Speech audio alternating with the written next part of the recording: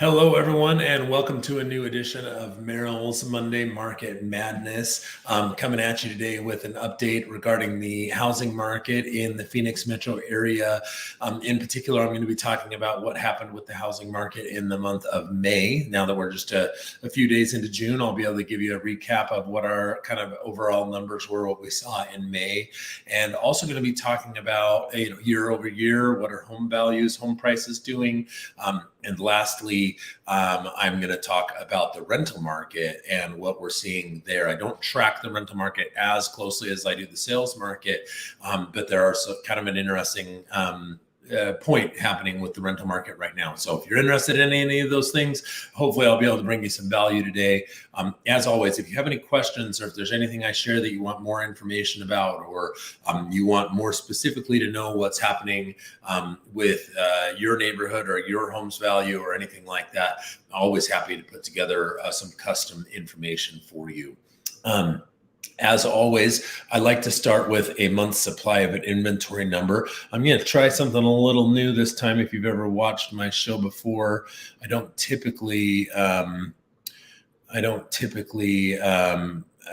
it this way, but I'm trying to put the numbers onto a spreadsheet for you today to make it a little easier to kind of internalize, I guess. So right now, active on the market, we have 11,820 listings in our MLS. We have 9,022 homes that are currently pending, and we've had 7,176 homes close in the last 30 days.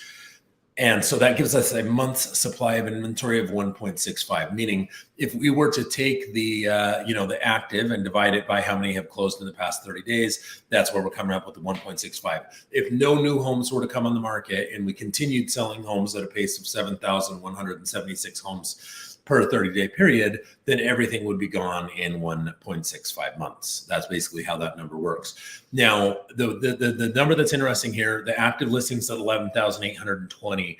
I looked at the last 5 Mondays. So last Monday, we were at 12,097. The week before that, 12,226. 12,278, 12,305, and on May 1st, 12,405. So basically, over the past month and a week, we've dropped about 600 active listings. So homes at the moment are still selling pretty significantly faster. They're selling faster than they're coming on the market, or in some cases they're canceling and expiring. But for the most part, they are selling. They're selling faster than they are coming on the market. So I thought that was kind of interesting. And then I also wanted to kind of give you some overall stats for the month of May. So in May, there's a lot of numbers here, but in May, we had 8,089 closings.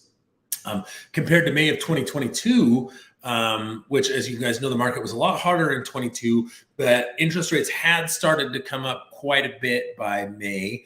They weren't in the 6s like they are now, but they were close to 5. They were in the high 4s at least. So not a significant drop year over year. Only 8% fewer home sales happened in May of 2023 compared to May of 2022. The total volume was down almost 13% just because more homes sold, but more importantly, the homes that sold had a higher average sales price. So the average sales price in May of 22 was $592,000 versus May of 23, $568,000. So year over year, we've seen home values drop by 4.25%. However, and I'm going to stop sharing let me finish these here. So our days on market, way longer. Last year was 27 days. This year is 65. And our average sales to list price ratio last year was 102%. Now it's 98%. So what I want to talk about is this 4.25% drop, because that's, so on average, right? I'll stop sharing my screen here for just a second.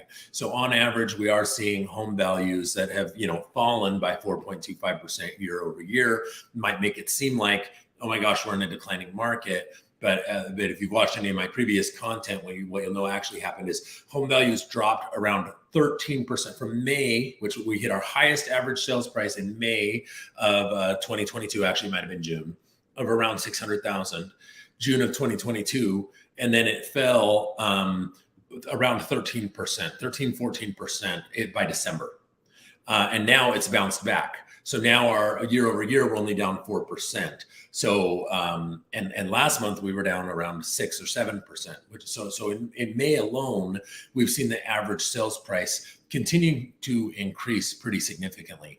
And there's kind of a different chart and graph that I kind of want to show you. So at the moment, prices are rising. Inventory is falling, home values are rising, but year over year, down 4.25%. Because again, we hit that peak. And then it dropped pretty hard, and now it's been going back up. We kind of have I guess we could call it a V-shaped recovery. And let me see, I'm going to just share my entire screen so I can switch between tabs here. So then, yeah, I also wanted to show you this. So I really like this. This is a report that gets put out by the Cromford report. And they have this thing called the market index, which basically measures how hot is the market. And according to them, a completely balanced market would have a score of a 100. So this going up is kind of showing you, wow, the market's getting really, really hot. We started the year at a very, very balanced market.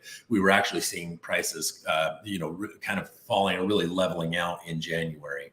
And it just looks like, wow, you look at that line, you're like, holy cow, the market must absolutely be on fire, right?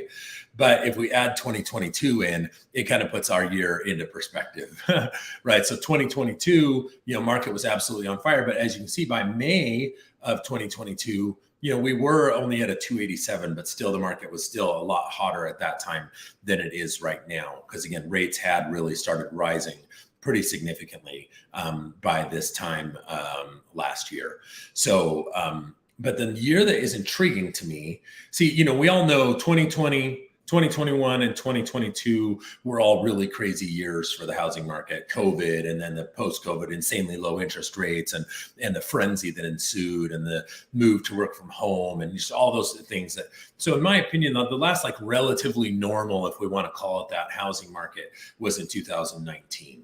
And that's, as you can see, by looking at this trend, this is very intriguing to me because we're following the 2019. We didn't start the year where 2019 was, but around mid-February, it kind of met the 2019 line and has been following it very closely. There's a lot of differences between now and 2019. So I'm not necessarily saying that this line is going to continue to follow that trajectory. But with how low inventory is, I wouldn't be surprised if it did. Very, very low inventory, and the inventory problem is kind of being compounded by the fact that nobody really wants to, not nobody, but very many homeowners do not want to sell their home because their rate is too good. So even if they wanted to sell, they're not going to put their home on the market because their rate's too good. And if they have to move, many times they're actually choosing to rent it.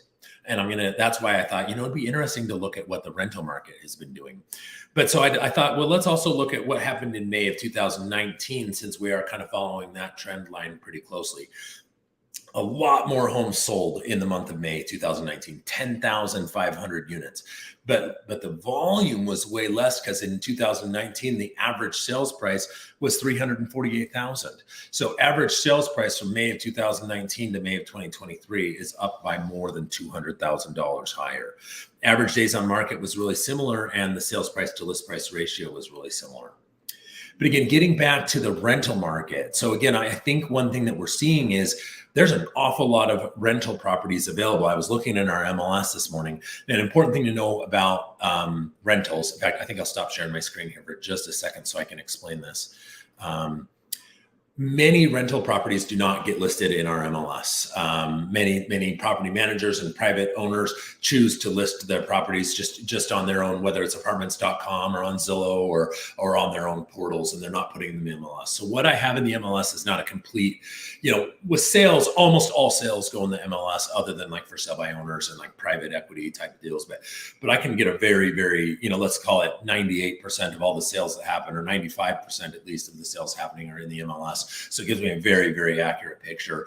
I think with the rentals, it's probably only half or maybe 2/3 of all the homes are getting listed in the MLS. So there's a great deal of activity happening in the rental market outside of the MLS. So it makes it a little harder for me to have quite as accurate of a picture and graphs and charts and all of that stuff.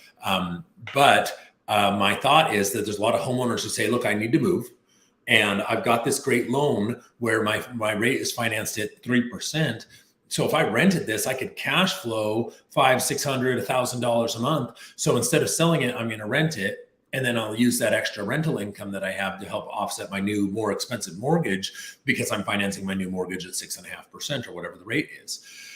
So there seems to be a surplus of rentals on the market right now, and that's causing rental prices to really flatten out.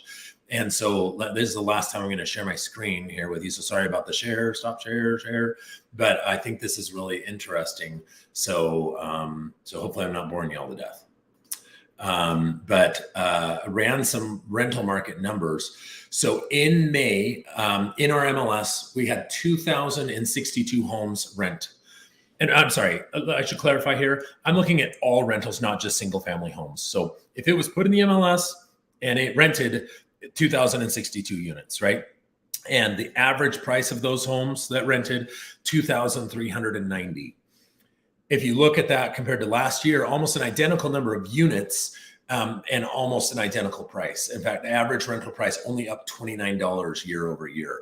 So I went back 5 years. If we go back to 2019, 1707, then 2020, and this could have been maybe artificially low because of COVID, 1767, then 2021. So it rose $60 that year.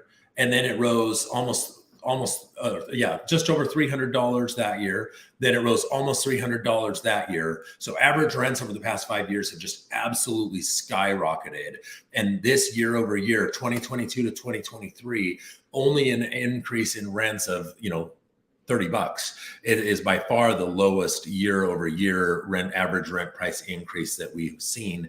And it's also homes are taking longer to rent than they have at any time over the last 5 years, with an average days on market of 35 days. So the rental market right now is kind of tough. And my theory on that is that very many homes are available for rent because of many homeowners who maybe wouldn't have otherwise wanted to be landlords are choosing to hold on to the homes because they've got the money so cheap, which I don't disagree. I love to invest. I think it's a great strategy. If you're thinking about, you've got a home and you're willing to consider becoming a landlord and an investor, and you've got that money financed at 3%, it might make a lot of sense to turn it into a rental. Matter of fact, if you'd like to know what your home would rent for, I'd be happy to do that report for you.